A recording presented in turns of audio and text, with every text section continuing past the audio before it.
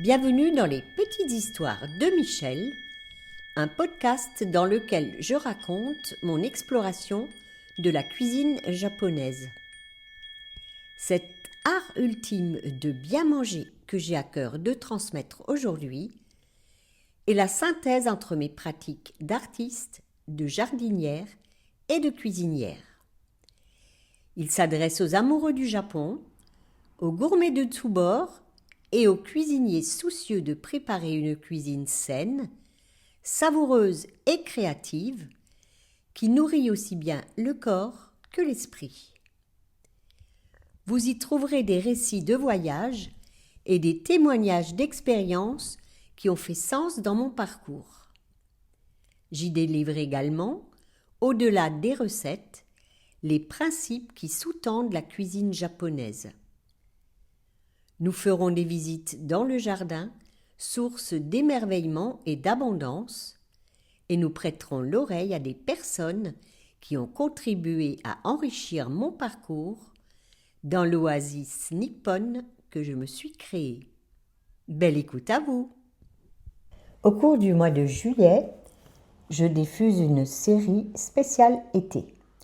Quelques épisodes courts pour vous partager les joies des vacances avec mes petits-enfants, ici, dans le jardin de l'escalier. Il y a des saisons que j'attends pour la levée de la première ciboulette, d'autres pour les récoltes d'hiver. Et puis, il y a celles que j'attends peut-être encore davantage, l'arrivée de mes petits lutins en été. Dans quelques jours, Arthur et Nora vont franchir le portail du jardin avec leur papa. Comme chaque été, ils vont s'installer ici pendant une semaine.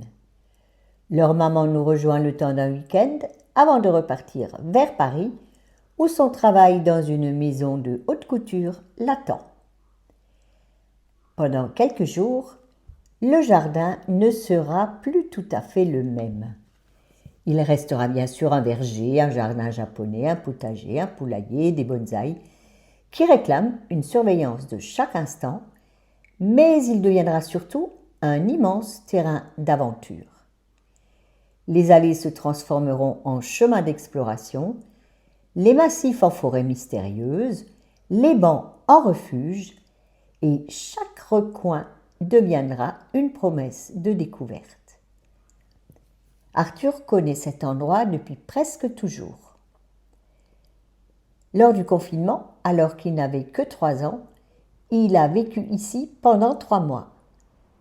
Le jardin est devenu son terrain de jeu, son terrain d'expérience aussi. Il en connaît les passages, les cachettes, les arbres et, quelquefois, quand il est là au bon moment, les fruits. Aujourd'hui, c'est lui qui fait découvrir ce monde à sa petite sœur. Nora n'a pas encore autant de souvenirs ici, mais elle a déjà ses habitudes.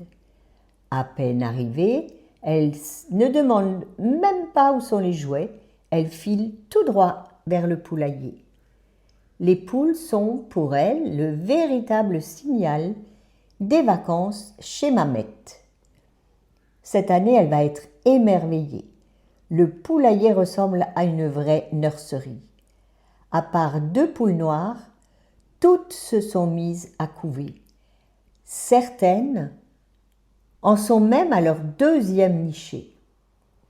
Comme je n'ai pas de coque, je glisse discrètement sous elles quelques œufs fécondés provenant d'un autre élevage.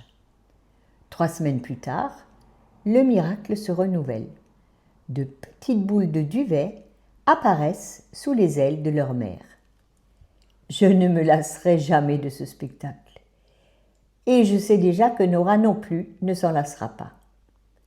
Elle pourra rester de longues minutes accroupie devant le grillage, sans rien dire, simplement à regarder les poussins courir dans tous les sens, avant de disparaître d'un seul coup sous le ventre protecteur de leur mère. Matin et soir, c'est elle qui leur portera à manger. Des orties ou des feuilles de salade hachées, quelques algues, des graines de lin, des œufs durs écrasés. Évidemment, cette petite famille a aussi ses exigences. Poules et poussins adorent gratter partout. Il faut donc protéger les jeunes plantations. Chaque année, je fabrique de nouvelles cages avec du grillage à petites mailles pour mettre mes légumes à l'abri. Ce sont de véritables forteresses miniatures. Au jardin, tout est une question d'équilibre. Il faut réussir à laisser vivre les animaux sans leur abandonner les récoltes. Après les poules, Nora a un deuxième rituel. Elle part à la recherche d'un habitant très discret du jardin. Dans la serre se cache un petit nain de jardin. Il ne paye pas de mine, mais pour Nora, il est vivant. Dès qu'elle le retrouve, il devient son compagnon officiel de vacances. Elle lui parle, le promène, lui montre les poussins et le soir venu, il quitte la serre pour dormir avec elle. J'aime cette capacité qu'ont les enfants à donner une âme aux objets. À leurs yeux, il ne s'agit pas d'un simple bibelot posté dans le coin d'une serre. C'est un ami qui attend leur retour d'une année sur l'autre. Et, je dois bien l'avouer, cela m'amuse beaucoup parce que je suis pareille. Peut-être est-ce parce que, dans les jardins japonais, on apprend que la nature est habitée, que les pierres, les arbres ou les objets portent une présence discrète. Alors, finalement, pourquoi un petit nain de jardin ne patienterait-il pas toute l'année en attendant la visite de Nora?